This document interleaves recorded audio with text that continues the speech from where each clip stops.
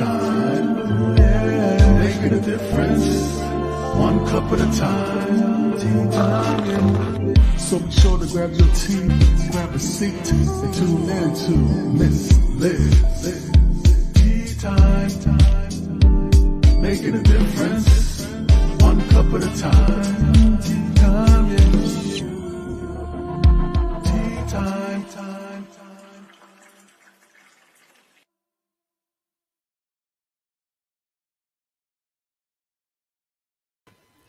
Welcome. It is tea time with Miss Liz. That's right. We are here and it is an evening tea. And believe it or not, we are at the end of October. That's right. The last guest for October already. Then we're jumping into November. We are just flying this year. 2022 is just flowing like a good cup of tea. So we're going to do the disclaimer and all that good stuff and a little intro of the incredible guest. Lynn Else is in the studio and she's a tea sipper. So imagine what kind of tea we're going to have tonight. So we're going to do this disclaimer and then we'll get her into the studio and we'll just sit and flow and spill a good old cup of tea. So the disclaimer for Miss Liz's Tea Times live shows. Miss Liz myself is going live using StreamYard. Before leaving a comment, please grant StreamYard permission to see your name at StreamYard.com. Please be advised that the content brought forward for any Tea Time show hosted by myself, Miss Liz, is always brought forward in good faith. However, may bring forth dialogue and opinions that may not represent my platform. The facts and information are perceived to be accurate at the given time of airing. All Tea Time guests and audience participants are responsible for using their good judgment in taking any action that may relate to the discussion. The content brought forward may include discussion for some where it may be emotionally at risk. It is significant to know that this show is engaging discussion forums only to offer and inspire awareness and connection and is not providing therapeutical advice. If you have any questions about the disclaimer or the panelist discussion, you may freely contact me, Miss Liz, through my email at bookingmissliz@gmail.com. Moving forward, should you choose to voluntarily participate in tonight's show in any aspect, Miss Liz, myself, I welcome you. Should you decide that this show is not made for you at this time, I respect that and I will see you at a later date at a different show in the future.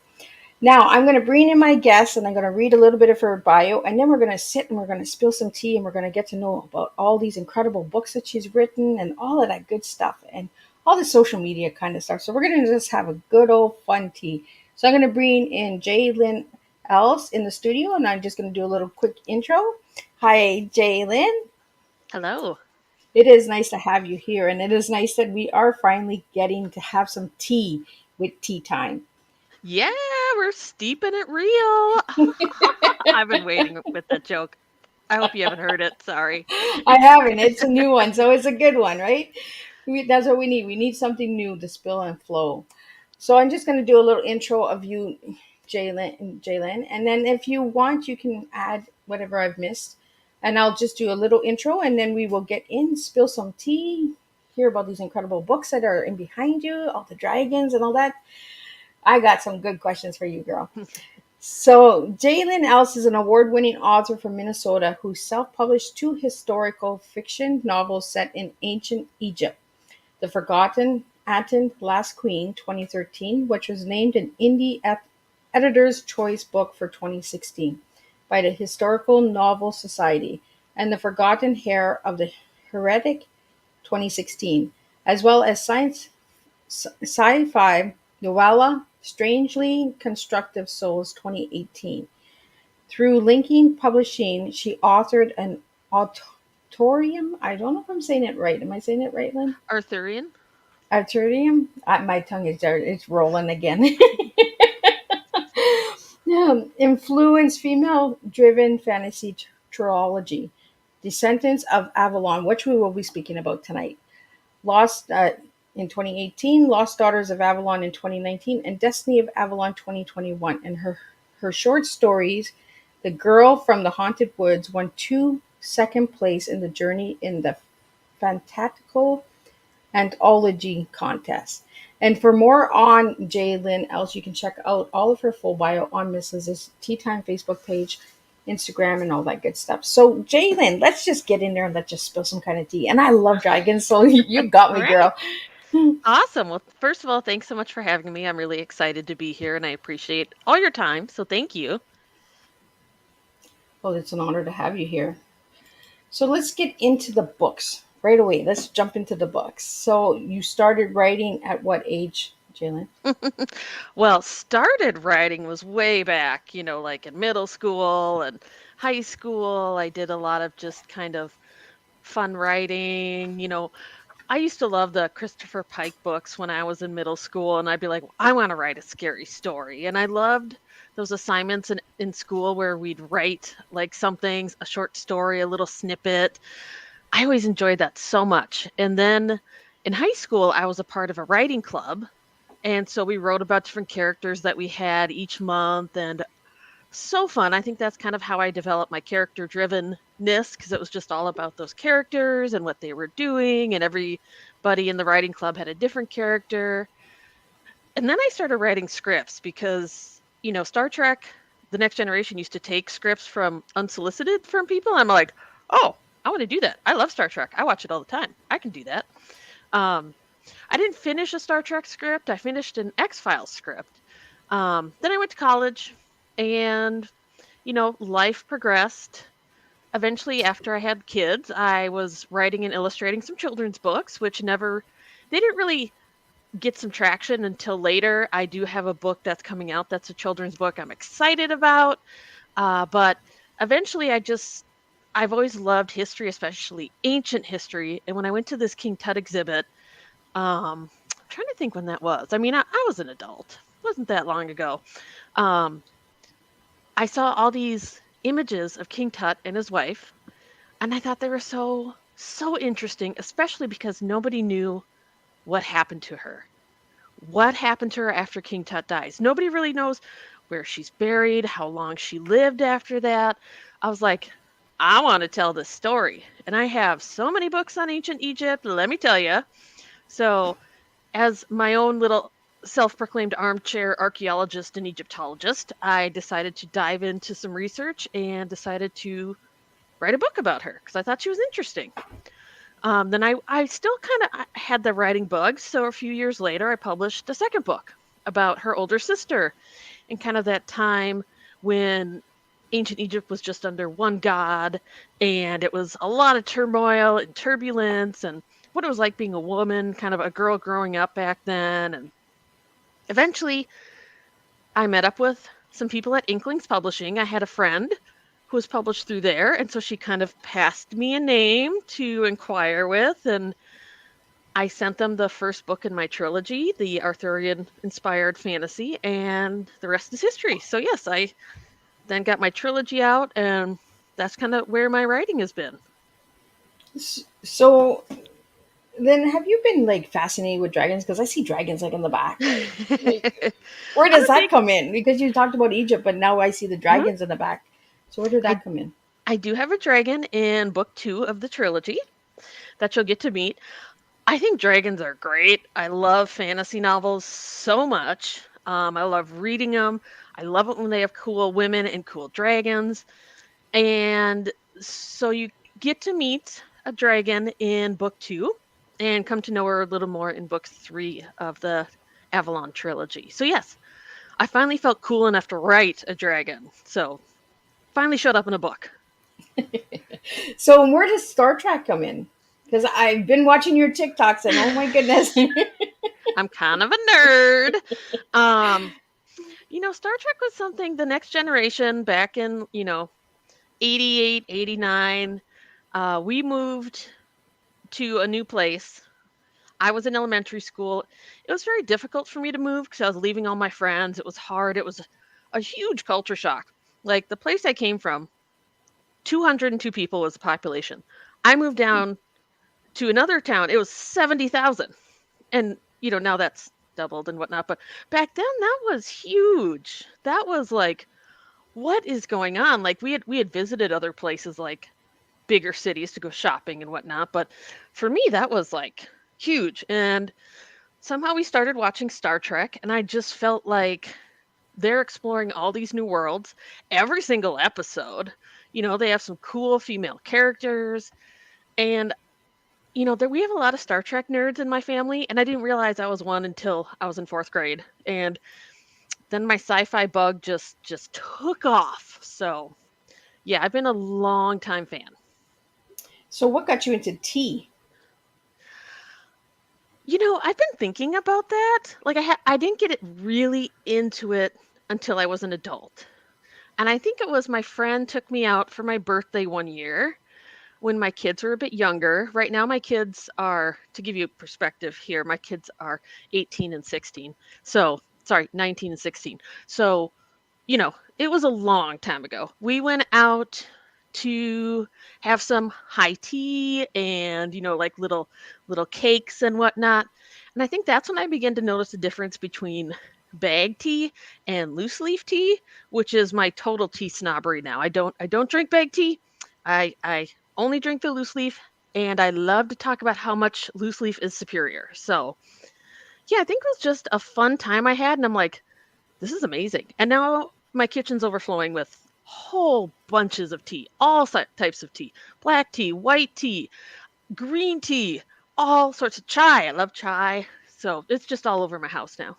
So is chai your favorite tea? Well, chai is the easiest stuff to get if I go out with friends. So I don't drink coffee, but pretty much all of my friends do. So at least if we go out somewhere, I have an option. So it's nice, hot or cold. But when I make stuff at home, it's usually more the black tea, white tea, green tea variety. Yeah, I've seen some of your tea videos, and I'm just like, oh my goodness, where did she get that kind? Like, I thought All I had a over. lot of tea, and you beat me. Like you beat me. On my shelf. I know, it's kind of Yeah, I was crazy. like, oh my god, she just opens the door. There's a tea. I was like, oh, what's she got in there?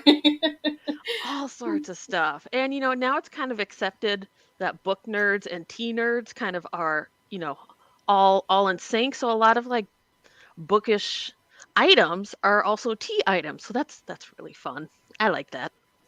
I like that you put book nerds and tea nerds, right? 'Cause you need both of them, right, to enjoy a good book. Oh yeah. Yeah, we'll mesh all of that. Absolutely, right? So then I wanted to get into the Avalon series. Yeah. So you started writing them in 2018, right? Yeah, it definitely it usually takes me maybe about a year to write a book. So I had started it earlier. I had started it which is coming up, and I still don't even know if I'm doing it or not. November is National Novel Writing Month. And so that's actually how I finished my first book, was through that process. It's called NaNoWriMo, and each day you want to get like 2,000 words written down. So that way by the end of the month, the goal is to have like, a whole book written. Now that's not to say it's a good book. It's just a first draft of a book.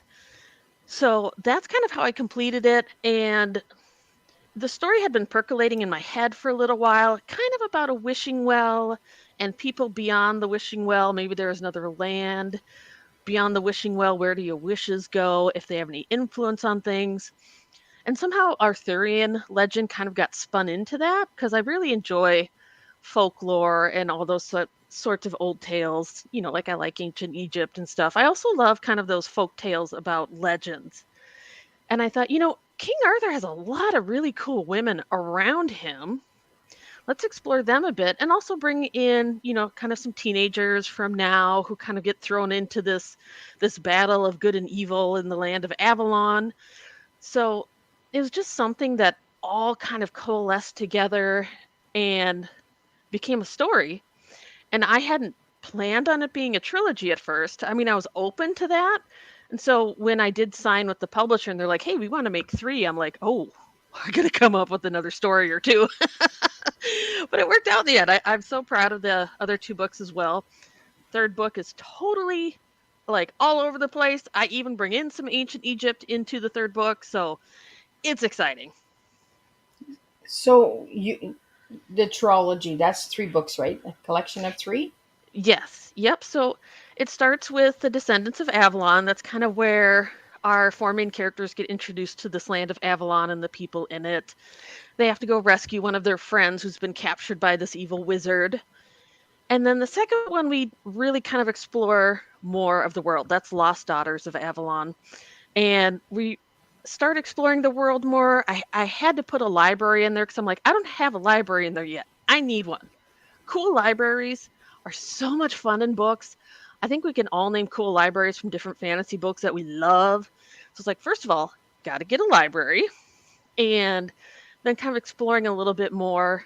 And then the third book, Destiny of Avalon, just is this like ultimate struggle between now I bring in like Jinn, the genies, and a little bit of that, and there's one who's bent on creating the spell which will destroy life as we know it, and they have to stop this person. And so the girls, all the teenagers, go on their own different quests with some of the different people. So this is the first time they're really splitting up, and it's really about searching for that inner power within you. It's about friendship and connections, but it's also about finding your own inner strength and really letting that carry you through and believing in yourself. I mean, I really wanted to write stories about a different group of like a group of girls. Like if you think about a lot of fantasy books, they're mostly guys with maybe a bookish smart girl on the side. I wanted to have a bunch of different girls. I wanted them to make jokes and make mistakes and be a little silly at times. You know, they didn't have to be the bookish smart one. So that was one of my driving factors, is first getting a group of girls who young readers can maybe relate to a little more. There's some more diversity there in terms of personality, and also bringing in some cool women from history as well. So, and then dragons. So Well, you got it all in one, right? Make a perfect cup of tea. it's all in there.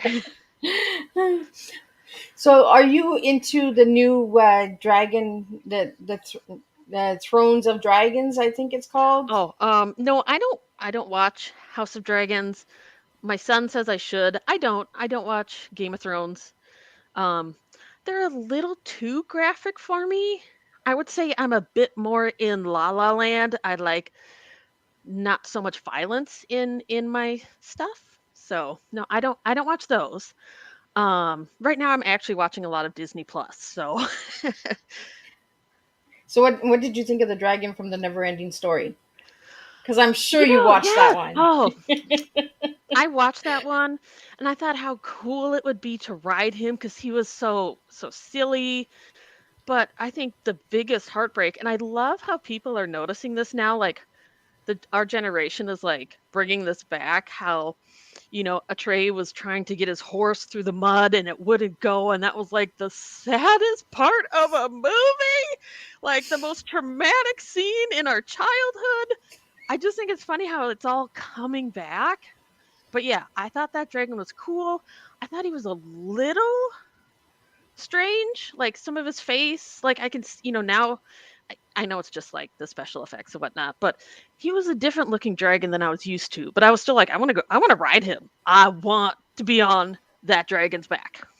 Yeah, he was a cool dragon. That was like one of my favorite movies with my kids as well. I was just like, when I was doing your promotions for the tea time, the Never Ending Story came to me right away. I don't know what Yeah. it was. I was just like, oh my god, like yeah, Never Ending Story because Yeah, you're you also, put it on the stuff. Yeah, I heard it. yes, I did, and I don't know. Songs are called to me when I'm doing the promotions for each of the tea times, and that one just came to me like right away. Never Ending Story. I could just see you riding this dragon, and I was just like, Oh my no, gosh. that is who she is. Like, I and you're was the so Never Ending vibing with that. Story, right? Because you also do book reviews. So for the listeners and that out there, what is a book reviewer?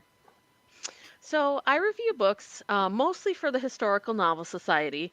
So they're really historical based, either fiction, nonfiction, fantasy. People will submit, like either indie authors or professionally published will submit to our group. The reviews are free, but it's basically volunteer time. So if we have time to read a book, we'll definitely select it. So I usually stick with a lot of ancient history or fantasy. I'm really kind of getting into some Viking type stories, dig it into my Viking roots as a Swede. So it's something that, we read these books, and the first part of the review, we kind of summarize what the book's about to really get people to understand quickly, within like 4 sentences, maybe what the book is about, draw you in. And then we leave our review. Did we find it historically accurate? Did we find the characters interesting? Was the plot plausible? I've noticed sometimes like modern expressions pop in I mean, you'd be surprised. Like, for instance, I was reading a book that was set in like 1930s, and someone referenced serial killers. And also being a true crime fan and watching a lot of forensic files, I know that the term serial killer wasn't termed till the 70s. Like, that wasn't a term at all. People used a Yeah. different term back then. So things like that, if I catch that, it just kind of takes me out. And so that's something that maybe I'll comment on. Like, I felt like maybe some of the atmosphere was great, but the way characters spoke, the references they used, kind of took me out of the storyline. So we really do look at things with the historical lens, and because we love historical fiction and Hmm. nonfiction, and there's a lot to learn from our history. I think that sometimes people forget that we should be mindful of, so we don't repeat a lot of these horrible things that have happened in the past. Again, I Yeah. try and keep things a little lighter. I don't read a lot of the kind of World War II tragedy books because I just want something light and happy at the end sometimes. So yeah, that's So kind of what I do with what that. gives you like a five? Like if you read a book, what is it about that book that you'll give a five for? One thing is definitely the prose, how the author writes the story.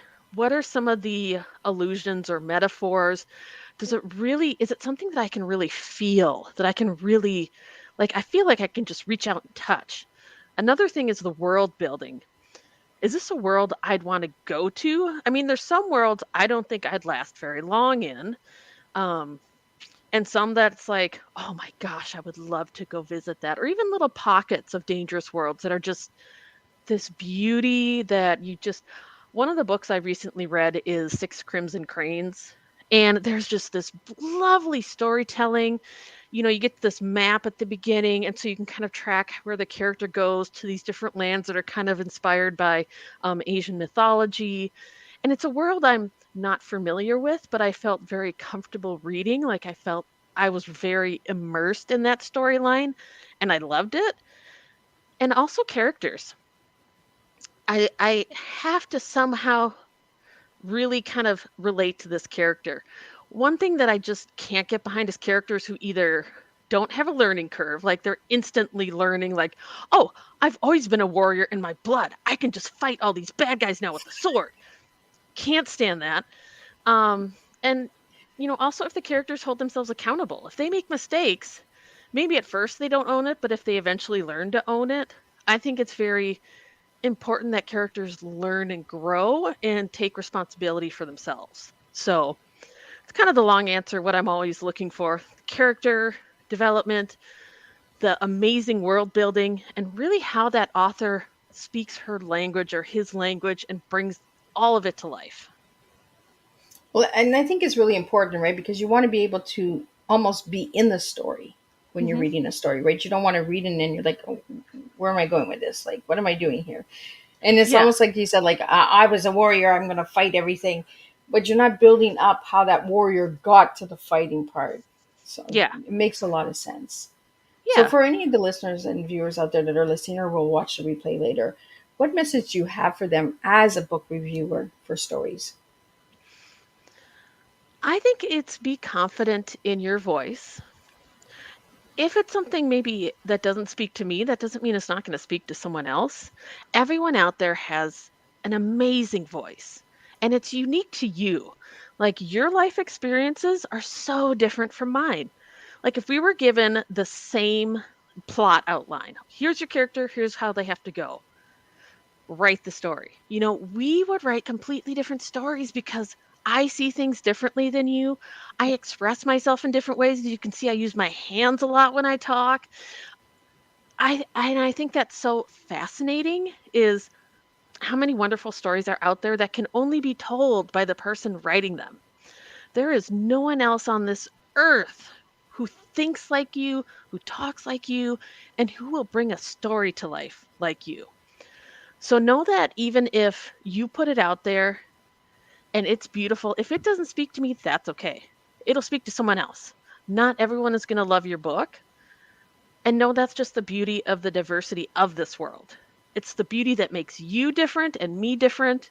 And be proud of what you've written, because if it's out there, you've written a book, man. That's amazing. So that's what I would say, is just know that not everyone's going to like it, but be proud of what you've put out there because only you can tell that story. Now I want to get into Lynn. I want to get into the nerdy mom because I thought that was cute when you put that in your bio. I was like, oh my god, yeah, she's my cup of tea. Like, let's get nerdy here. Oh, yeah. Yes. So, what would you like to learn about my nerd? So, what is it about a nerdy mom for the listeners out there that want to know what a nerdy mom is? So, there are moms who sometimes embarrass their kids. And my kids kind of laugh at it. They used to rate me and my brother are huge Star Trek nerds, huge Star Wars nerds. For like conventions, we do cosplay, which is we dress up like certain characters. I have like a Star Trek uniform. So sometimes my son would rate people as 0 to mom being the nerdiest. And then he got to know my brother a little. So now it's 0 to my brother, just like we've kind of gotten my son into Harry Potter and some of the more fantasies, and my daughter's more into Lord of the Rings, but I could not get a single child into Star Trek. And I don't know what it is, but we got some into Star Wars, we got them into Lord of the Rings, Star Trek. Nobody else in this family will touch it except me. I don't get it, but I will still wave that flag loud and proud and be my nerdy self. And I love that because that shows your authenticity, right? It shows that I am a nerd. This is who I am, you know. Yeah. And I think it's really important as a mom, that we have to play around and have fun with our kids, and that's what we're made for. We're here to embarrass our kids. I do it all the time with my kids when I go shopping. They're like, "Mom, what are you doing?" I'm just like, "Oh, have a little fun. Come on, laugh a I little." know. Sometimes I'll do a little dance in the aisles. My kids are running away. I'm like, what's wrong with dancing out in the world? It's great. I think it's important that, kids see you do have a personality and it's okay to be different from other people. I think that's a good way to show them, you're a unique person too. Let everyone see that because you're amazing too. Just like your mom is cool and nerdy, so are you. It's in your blood. Just embrace it. Because when you have your kids, you're going to be that nerdy mom. Yep, yep. So let's get back into the tea, Lynn. Okay. You're a tea sipper. So what is a tea sipper? I just really like trying new things, first of all, but I also like trying different types of tea. So I tried recently, I got like a pu'er cake, which is like a circle. I hadn't had that before, but I got some and I tried it and it's good. It's a little smokier than I usually have, but I just like trying all different things. So I don't just limit myself to the ones I'm necessarily familiar with, like flavored blacks. I like fruitier stuff. I like chocolatey stuff. But I want to try a lot of different stuff. So if I'm driving around and I see a tea store, I'm going to go stop and have some tea because that sounds amazing. And let's try something new because all stores have all different like distributors and different blends that they do. So it's really just me trying a whole bunch of new stuff, really, and just labeling it with tea. And I love that you said that, Lynn, new stuff, because that's as soon as I see the word new, I'm like, that's where I'm going. It doesn't matter. And then my kids are like, Mom, your allergies. And I'm like, oh, okay, let's just step back one or two. Go read the ingredients and give me a thumbs up if it's good. Then I'll come Okay. and I'll check it. Because I have a lot of allergies with food and coconut and stuff, all that good stuff, Oh. right? So a lot of tea use coconut and Mhm. use the nuts and all that. So I have to be careful with that. But I'll just see a nice pretty box and I'll be like, oh, I need it. I got it. Oh. And then my kids are like, Mom, you can't drink it. And I'm like, oh, okay. I got a box of tea at the Mall of America at a tea store. And I kind of saw this, but I thought maybe inside it would be different. But the outside is all written in Chinese. Okay. And it's these two cute little bunnies. And on the inside, there's a whole bunch of little tea satchels. But that's still all written in Chinese. So I don't know what these flavors are.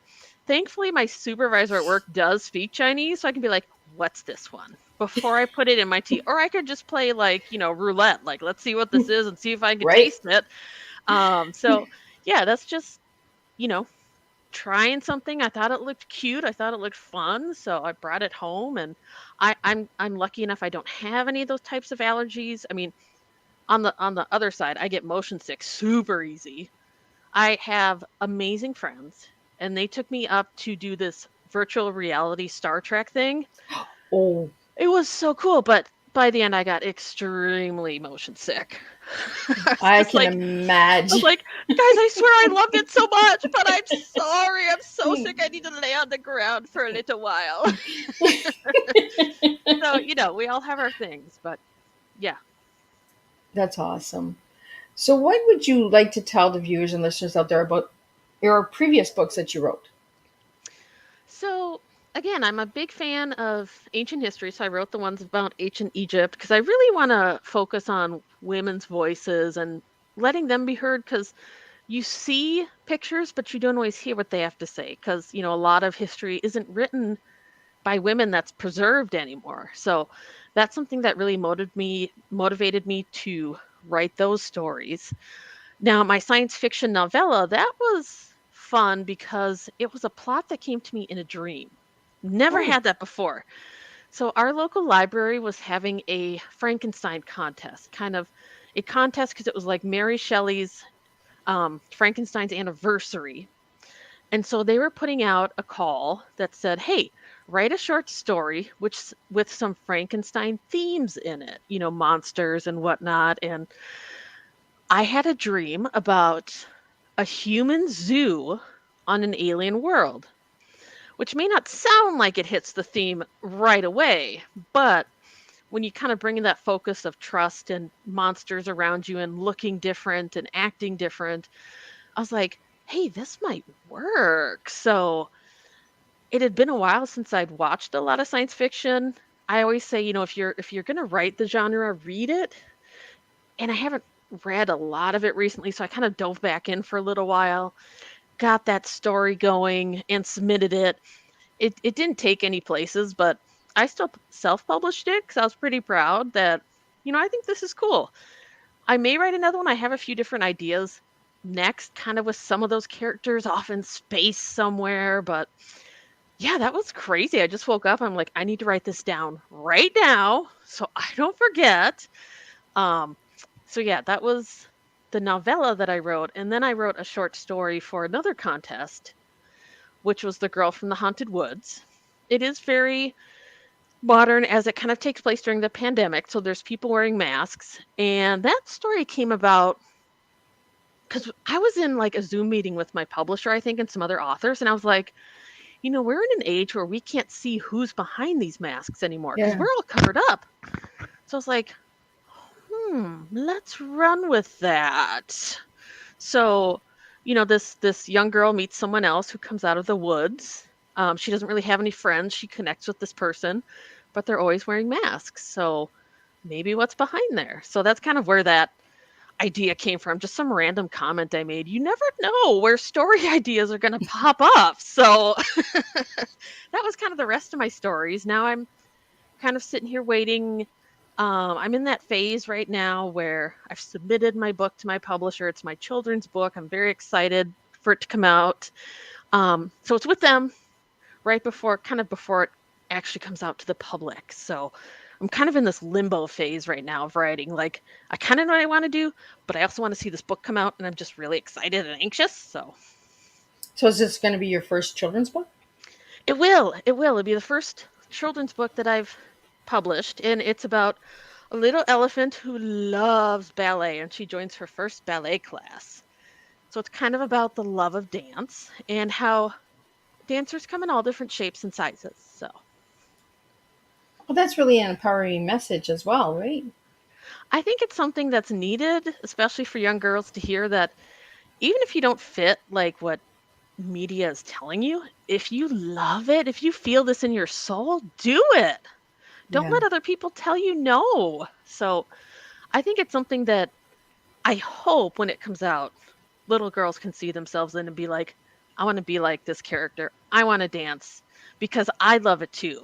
And I'm not going to listen to anyone else. I'm going to listen to my heart and feel that music and just let it flow. I love that. I love that. And we need that, right? We need more messages like that for our girls. And I'm seeing a theme with all of your books and the empowerment of women, the history of women, because there are some really incredible strong women from the history. And it's like you said earlier, Lynn, we need to know our history and get to know the history so we're not repeating the history, right? It's very important. And some of the stuff that comes out in the media, I'm like, what century are we in? You know? Right? I'm like, did we already fight this battle? It was just, growing up when we did, I'm classifying you in my category. I was a child in the 80s, teenager in the 90s. There wasn't a lot of media that portrayed women in a strong light. We were mostly the, damsels in distress, kind of the airheads, not the main characters, certainly not the ones who wielded the swords. And I really wanted that in books. I wanted to have those, and there's just so few and far between. Like, Princess Leia in Return of the Jedi, she's just fighting down there with all the boys.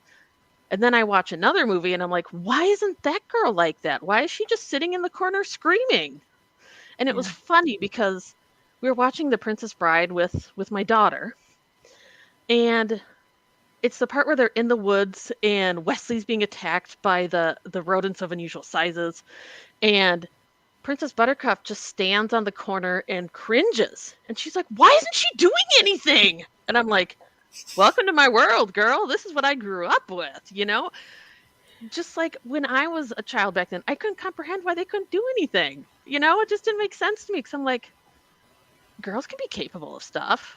So Right? yeah, that's kind of We where, we can speak up too. We can do a good, yeah, but she could pick up that sword and stab that ROUS. So sorry if I said that wrong. But it's just something that was one of my main motivations for writing it's characters I wished I had seen when I was growing up, seen more of them. Yeah. Well, you ain't far off. I'm in the 70s, but in Okay, the 80s, okay. I was going to high school and that. Uh, Okay, so, good. but I no, figured we were you're not far off. I was a little early 70s baby. So nice. I'm glad yeah. I guessed correctly. Sometimes I assume stuff and I'm like, you know what? I don't mean to assume that with you. I'm sorry. No, and I think that's what we need to do, right? Is we need to bring back the history and mention this. Why weren't the women able to speak up and do these things? When we were growing up, but it's almost like history's repeating itself, and it's like, whoa, whoa, whoa, whoa, we're going backwards here. Let's go forward. Yeah, You know? yeah. And I love how there's so many new voices in storytelling now. There's so many more, um, you know, Black authors and Native American authors, and just so many other cultural aspects that are coming out that I was not exposed to. And I love it. Like, I Yeah. love reading all those cultural stories because it's just so unique and beautiful in its own way. And it's fresh for me. It's like, wow, this is so cool. You don't realize all the, different challenges other people had to go through until you get to a piece of their history too. So I have really loved reading a lot of the new books that have come out. Like I mentioned earlier, some Asian mythology, Japanese mythology, Chinese mythology, stuff like that. I just eat that stuff up. I think it's so great to have this out there. But then at times in society and government, it's like, what's going on? Yeah. Are we Right. not paying attention? What's up? So Yeah. yeah, I don't want to get That's when too we have to put political, a but magical dragon in there and yeah, never ending story, right? we Let's need to bring have him sail on down and rescue us. And yeah. then we'll go get our swords and we'll come back and be like, yo, this is how it's gonna be. So Right? Let's fight it off. Like, yes. well, that's amazing. I want to get, before we're running out of time. We're getting close to. We've got a couple minutes left, but we're running out of time here. And before we run out of time, I want to get to know what your T is, Lynn. So if I give you the word T, what words would you give me for the TEA, starting with those letters? For T, I think about thoughtfulness. For E, I think else because of my last name, or else, what else? I mean, I've just heard that growing up for so long. A, of course, would stand for awesome because I love the word awesome. So I hope you all have your healthy dose of awesome sauce today. I love it because it's like it is who you are, Lynn. You're that nerdy mom, right? So you like the Yes, awesomeness. Like, come on, kids, let's get awesome here. Let's get of all course groovy, I right? am. Of And else course, we all are. And Else is nice. It's part of you. It is who you are. It's your name, right? Yeah. And thoughtfulness. I can see that. You I think really it says a lot about how people are thoughtful of other people in the world and mindful of things. And yeah, it just popped into my head. So, right. Well, and that's what it is, right? Our teas are what we serve. So that's why I asked you what your tea was. So and I love finding out what all of my guest teas are. So if you'd like to know more about all of the different kinds of teas out there, just check out Miss Liz's YouTube channel or over 40 podcast stations. We are out there. So you can hear all of these incredible tea times out there on multiple podcast stations as well. And I'm working on getting it out in different ways as well. So Lynn, what would you like to see happen with these books, the Avalon? Would you like to see a movie series from them well, of or a course. I mean, play for the kids at school or I'm just waiting for Mr. Spielberg to give me a call. Um, hello? but I think the main goal is just having them read and just having them touch someone's heart. Have someone say, I could relate to this, or, I really felt that moment. Just to have it out there and people see something in it. Like that was my goal, is I hope that people read it and they feel inspired and they feel braver and they feel like there's something special in them too that they can bring out to the world. So while of course movies are the goal, and of course in the contract I will need to be in the movie somewhere because I do have a theater background. So I'm just saying I got some acting experience. Um, really the goal is just I want people to enjoy it and I want people to feel something from it. So I hope if you do pick up the book, it inspires you or, encourages you in some way. Or So you just where like one can of the characters or the dragon. right? Be a dragon. Everybody should be a dragon. I Be a think dragon. dragons are cool, and I'm like you. I like the softer side of stuff Hmm. because I find that the magic, right? The magical part of the dragon. Like I think I watched Braveheart too, was it with a dragon. Brave. And Oh, they yeah, yeah. and they I'm had thinking. dragons, right? And I think that was in the early 90s that movie was made or early, Yes, late 80s. it's. I think it's a different because I'm thinking when you say Braveheart, I think of the movie my husband used to watch every day when he was growing up in college, the one with Mel Gibson. Oh, no, not that one. Okay, so maybe it's not Braveheart. I know there's a dragon. There's a bunch But of I know what you're dragons. talking about. Yeah. Yeah, but I can't think of the name right now. I'm totally blanking. Yeah, I'm just seeing dragons all over. Like I'm like dragon, dragon, dragon, dragon. Now my son's a big dragon collector in that as well, so it's pretty cool. That's why I'm Oh, just like, good. oh, I love dragons. So then, before we wrap up, we've got a couple minutes. We got a little bit more than 15 minutes left. So, what message would you like to give to the youths out there about writing and book reviews and all that good stuff? Let's give them some tips and some tools that they can take home. I think it's important to stay positive with book reviews, unless a book has really, really upset me and offended me to my core, which doesn't happen often. Just try and keep it positive. Someone's put their heart and soul into it, and just be mindful that if it's not your cup of tea, it's not your cup of tea. That's okay. You have a right to not enjoy that book.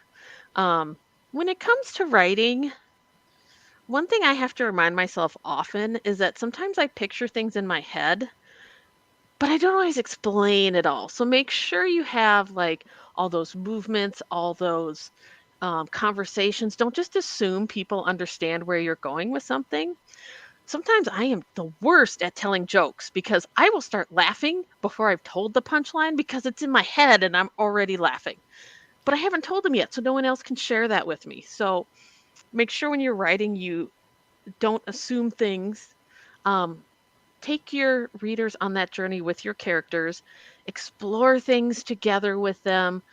I really try and let my characters take the reins of the story. Like I'm not a plotter. I don't have these expansive outlines. I have some writer friends who do, and that's what works for them. For me, I just let my character kind of take the reins and go. And so I learn a lot with them when I'm walking through my worlds and describing things, and enjoy what you're writing yourself. You want readers to enjoy it, but are you enjoying it while you're writing it? So that'll definitely come across on the pages. So yeah, I'd say definitely keep it positive, enjoy what you're doing. Be sure, again, don't assume people know where you're going. Take them someplace new and make it be fun. Awesome. So I want to get into before we wrap up, I want to get into your favorite color. I asked you what your favorite color was, and you gave me purple. So why the color purple for? I just think it's really pretty, I guess. And of course, I live in Minnesota. So, our football team is the Minnesota Vikings. We have the purple people eaters. I don't know if it Oh, was just that's what they used to be in the 70s, right? So, I don't know if that was just a subtle thing growing up, but strangely my husband, who's a huge Packer fan, his favorite color is also purple. So, it's like purple just is a good color. It's a color sometimes of royalty. It was a color back in the day where only wealthy people could afford it because of the dyeing process and everything. The ingredients were so rare. So sometimes wearing purple, I just feel a little more special than other days because I'm like, I'm going to be a queen today. Let's go. So yeah, I just like purple all around.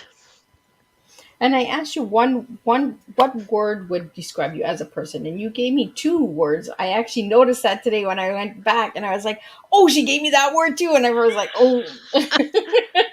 So you gave me two words. Do you remember what those two words were? Fantastical? That's close. Uh, no, I got nerdalistic. Nerdalicious. There we go. Because everything is good with delicious at the end. I'm just throwing that out there. And no, my memory is so bad. I'm And then I sorry. got optimistical.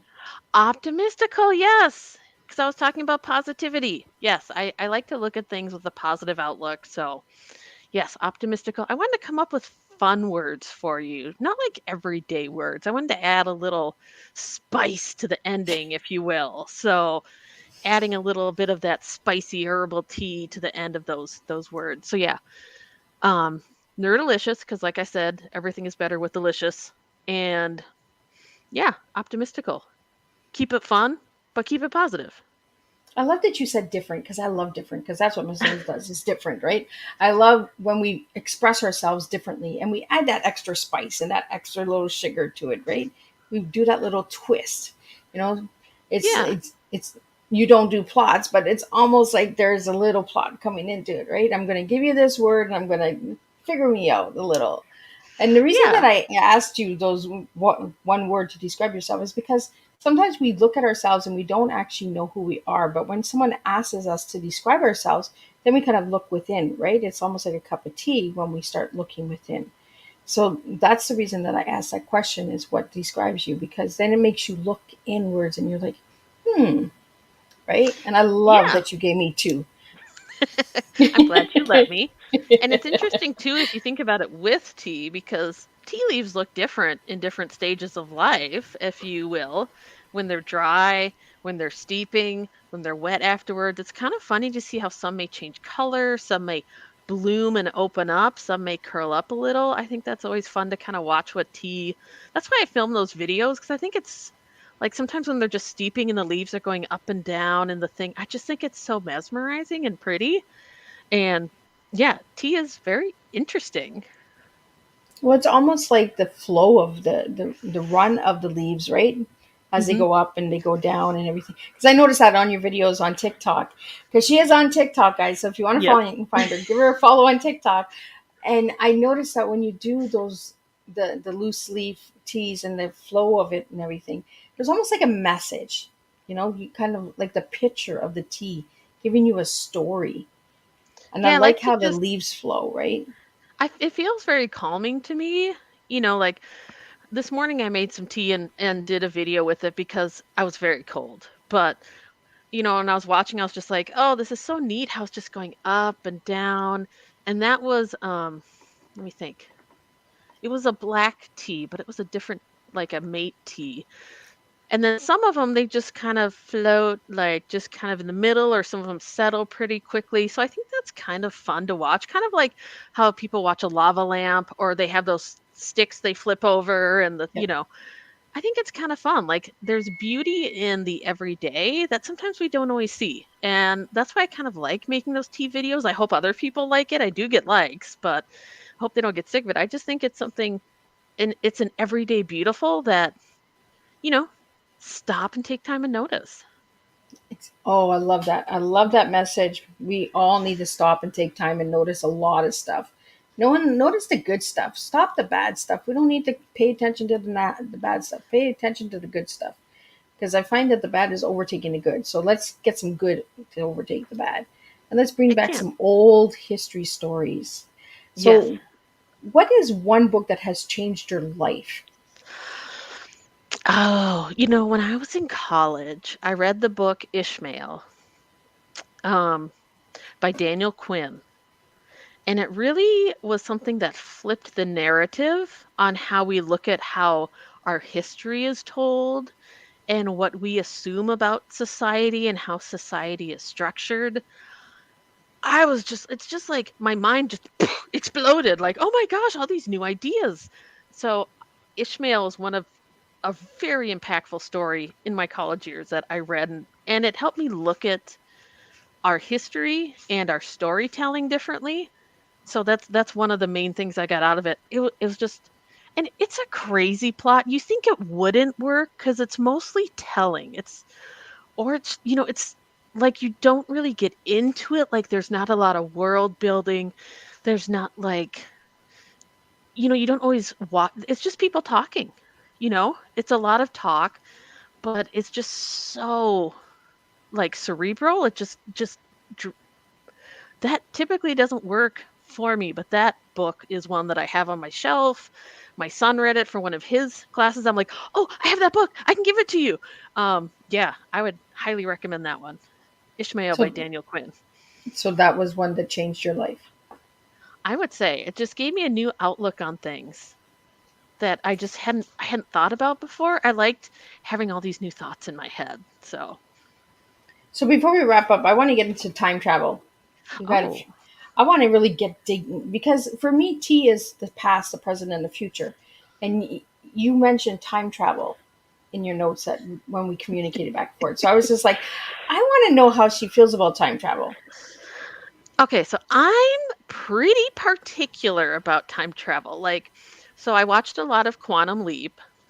I kind of believe in that theory that if you go back in time and shoot your grandfather, then you would never have been born to go back in time and shoot your grandfather. So it's one of those like, I don't like people going back in time and necessarily changing things.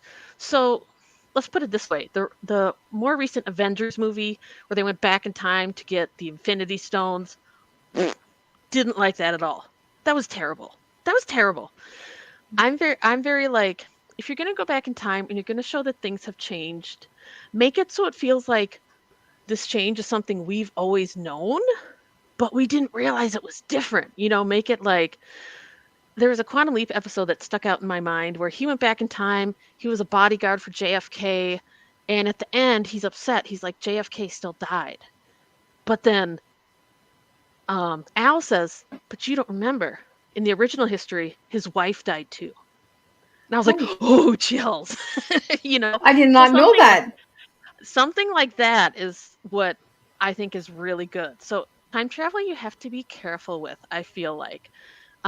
I don't, just make sure if you do it, you respect the past that you're going back into. Don't just go back there and be like, yo, how's it going, homies? Like that's not gonna fly.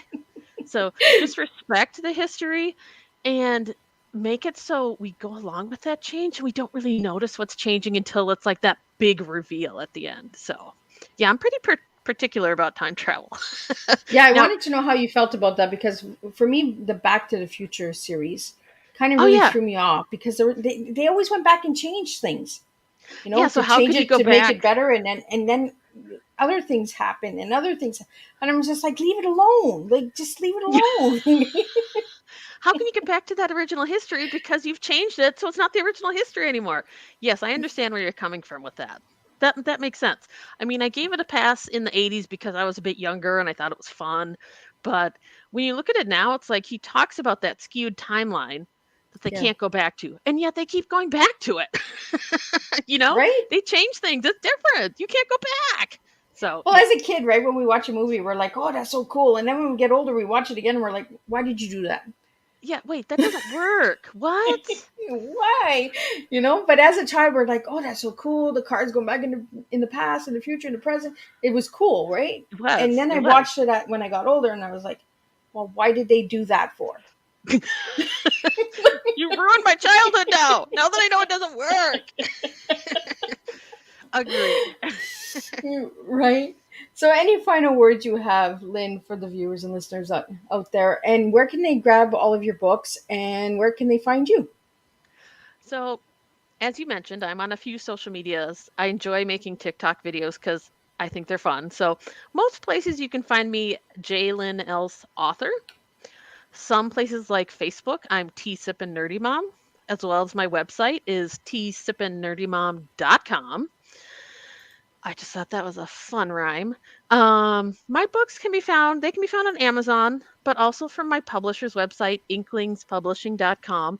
And as the holidays are coming up, they do have bundle sales. So they may sell my trilogy all in a set and give you a little discount. So just be checking for that. So yeah, you can get it at inklingspublishing.com or Amazon, Barnes and Noble, things like that. You can also get them from major retailers. And yeah, that's where you find me. I'm all over the place. If you'd like to follow, like you said, you're watching me on Instagram. I try and mix it up, Instagram and Twitter. I try to post different things so you don't always get the same thing from all of my sites. So Twitter, I do a lot of I post a lot of my book reviews from Goodreads and I don't like that word, retweet stuff from my friends. I'm not good at saying that word. Try and say that 5 times there. Retweet. No, I sound like Tweety Bird. Tweet.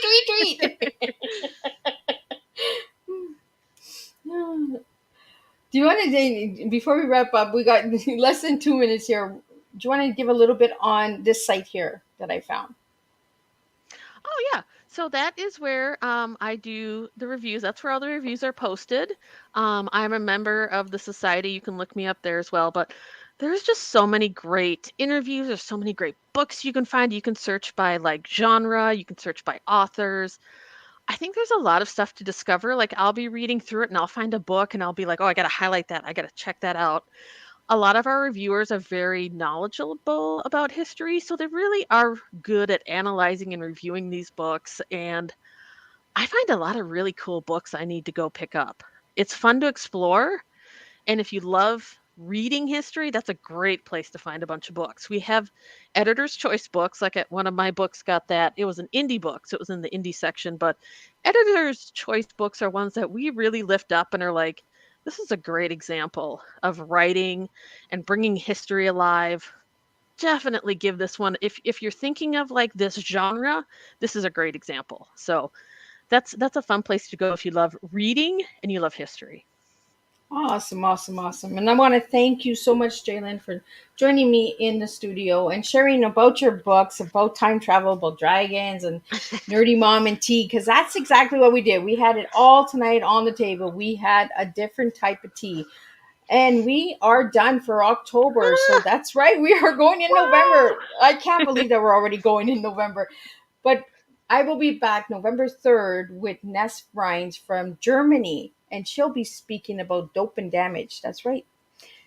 She has a podcast and we'll be talking about that. And she's also blind. So we will be talking about blindness a little bit as well. So we have some really incredible things. So be sure to tune in for that. But that will be a morning tea. So you'll have to get up early, grab your tea, grab your croissant or your crumpet, and come and join us for a cup of tea. And again, Lynn, thank you so much for joining me tonight on Tea Time. And thank you to all the listeners and viewers out there. Please let me know, give some feedback, what you think. 2023 is coming, and there is a lot of changes coming for Tea Time with Miss Liz for the new year. So be sure to check that out. And I will see you again in December if you're available, Lynn, for the reunion show. That's right. There's a reunion show, December 22nd. The All date right, is out thank there. you. So we will be seeing everyone December 22nd. We'll see who comes back and surprises us with some surprises. So until Awesome. then, Thank you so much. Thank you for having me, and everyone, thank you for listening and being here and being present, and I appreciate it. Awesome, awesome, awesome. So I will see everybody November 3rd, 10 a.m. for a new cup of tea. And we will make a difference one cup of tea at a time.